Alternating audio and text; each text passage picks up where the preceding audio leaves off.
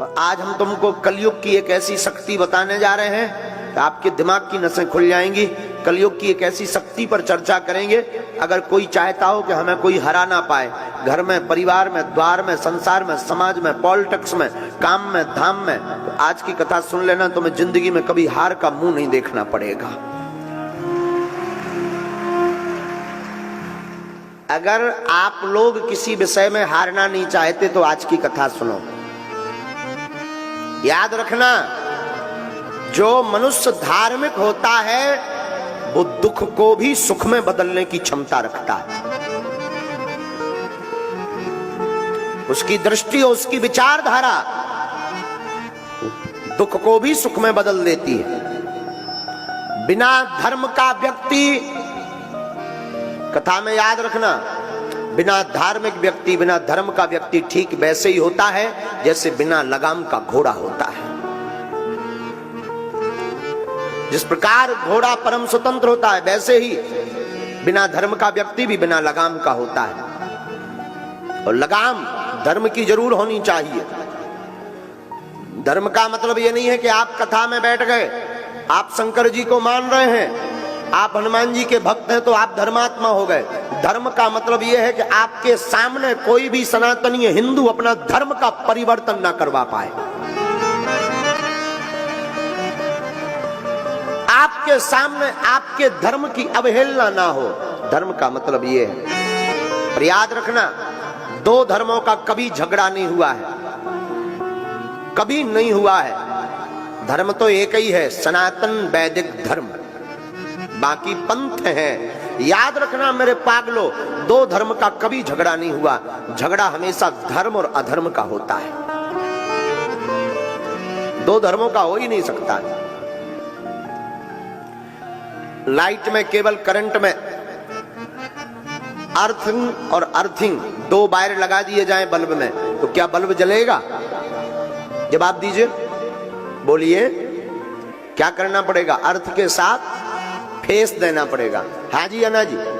Neutral के साथ में हाँ जी अन्ना जी, तभी जलेगा ना। वैसे ही दो धर्म की कभी लड़ाई नहीं होती, लड़ाई हमेशा धर्म और अधर्म की होती है। तो आज हम आपको जो सूत्र देने वाले हैं, तुम अपने कर्म से मत भटको। दुनिया आपके ऊपर क्या कर रही, आपसे क्या कह रही, मत घबराओ। एक महात्मा नदी में स्नान कर रहे थे। स्नान करते करते वो देखते हैं कि एक बिच्छू बहता हुआ चला जा रहा। महात्मा को लगा कि हमें बचाना चाहिए वरना ये मर जाएगा। महात्मा ने अपना हाथ लगाया, बहते हुए बिच्छू को हाथ पर रखा और फेंकने की तैयारी की तो उसने डंक मार दिया, काट दिया। महात्मा के हाथ से बिच्छू गिर गया। महात्मा ने हाथ फटकारा, फिर वो बिच्छू भागने लगा, बहने लगा। महात्मा ने फिर हाथ लगाया और हाथ पर रखा। वो बिच्छू ने फिर काट दिया, वो फिर गिर गया। महात्मा ने फिर हाथ फटकारा। विदिन 50 बार बिच्छू ने काटा। हाथ नीला पड़ गया, जहर चढ़ गया, हाथ में सुन्नपन आने लगा। नदी के किनारे हमारे तुम्हारे जैसा कोई एक सज्जन खड़े हुए थे। उन्होंने कहा, ए बाबा, पागल हो क्या तुम?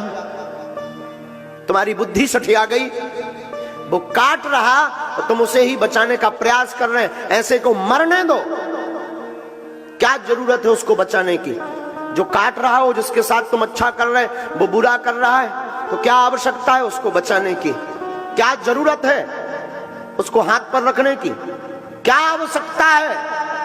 महात्मा ने मुस्कुरा कर कहा कि श्रीमान, बात तो तुमने बहुत अच्छी बोली पर यह सोच बहुत छोटी है।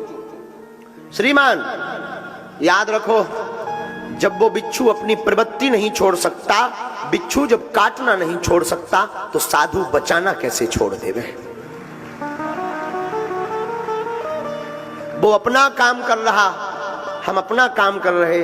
वो मरते मरते भी अपनी आदत नहीं छोड़ रहा और हम जीते जीते अपनी आदत छोड़ दें। इसलिए मेरे पागलों, दुनिया का काम कहना है। उनको आदत पड़ी है कि तुमको कुछ ना कुछ वो बोलेंगे बोलेंगे बोलेंगे, लेकिन तुम्हारी जिम्मेवारी है दुनिया को बोलने दो। तुम डिगना नहीं, तुम बहकना नहीं, तुम अपने रास्ते पर बढ़ते कदम चले जाना, एक दिन मंजिल अवश्य मिल जाएगी। चाहे वो मंजिल परमात्मा को पाने की हो, या वो मंजिल आपकी जिंदगी की हो, या कोई पद पाने की मंजिल हो, या प्रतिष्ठा पाने की मंजिल हो, या भगवान को पाने की मंजिल हो, लोगों को कहने देना। लोग कहते रहेंगे, तुम बढ़ते जाना और एक दिन मंजिल पा जाओगे मेरे पागलों। आदत मत छोड़ना, लोगों के कहने पर तुम बहक मत जाना, लोगों को कहने पर तुम हट मत जाना। याद रखना, अहिंसा धर्म है। अहिंसा ना करो, बहुत अच्छा है, लेकिन धर्म पर कोई घात करे और चुप बैठो तो ये भी पाप है। धर्म पर कोई घात करे तब बोल देना चाहिए, ये भी धर्म है। वो सूत्र जिसके लिए तुम बैठे हो, उस सूत्र का नाम है एकता। क्या नाम है? जोर से बोलो ना, पीछे वाले। त्रेतायाम मंत्रम शक्तिश्च ज्ञान शक्ति कृते युगे, द्वापरे युद्ध शक्तिश्च संघे शक्ति कलियुगे। त्रेता युग में मंत्र की शक्ति थी, सतयुग में ज्ञान की शक्ति थी। जो त्रेता में मंत्र जानता था वो बलवान था, सतयुग में जिसको ज्ञान था वह बलवान था।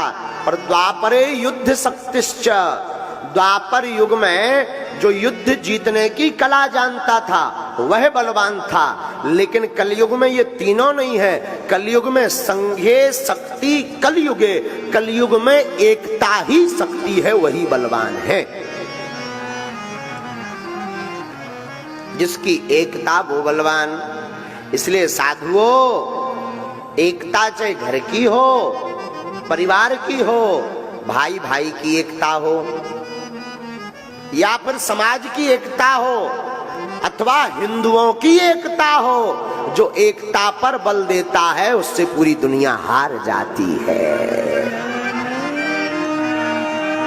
कलयुग का प्रभाव, कलयुग में जिसकी महिमा है वो एकता की।